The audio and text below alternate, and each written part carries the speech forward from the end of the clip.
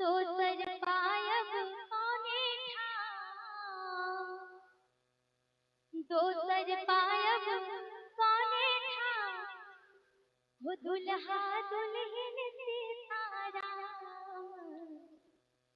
जनकपुर में एहन सुंदर मिथिला धाम, दोसर पायब कौने ठाम, दोसर पायब कौने ठाम, दुल्हा दुल्हन सीताराम, जनकपुर में हो दुल्हा दुल्हन सीताराम, जनकपुर में।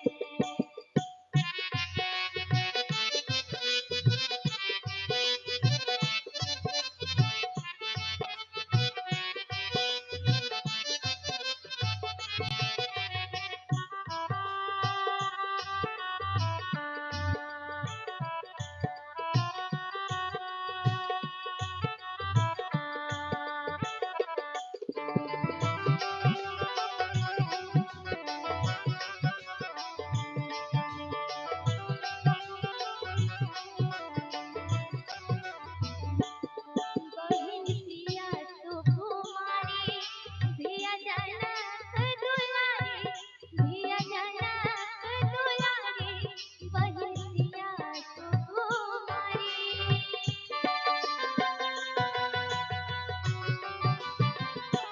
बहिन सिया सुकुमारी, धिया जनक दुलारी, धिया जनक दुलारी, रमती कैलन होशियारी, जनकपुर में रमती कैलन होशियारी, जनकपुर में।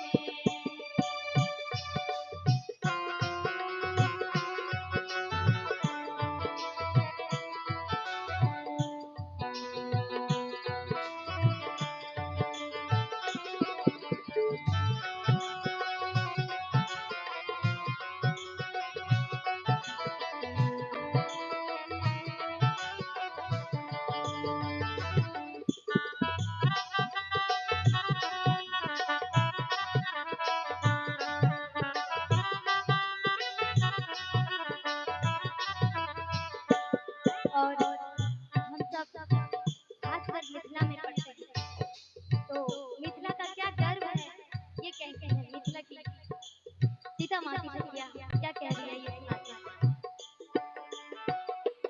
हमने करब केकरो आस, जखन मिथिला हमर बास, जखन मिथिला हमर बास, हमने करब केकरो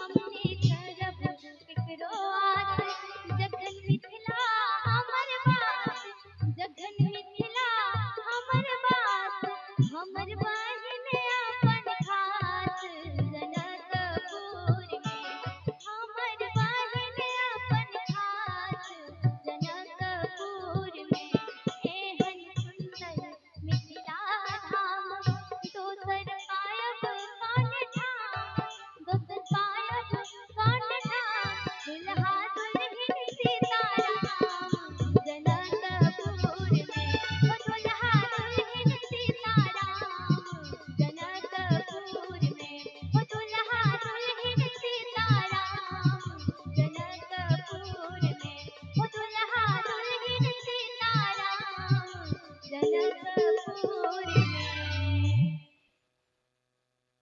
बोल मिथिला धाम की, दुल्हा दुल्हन सरकार की।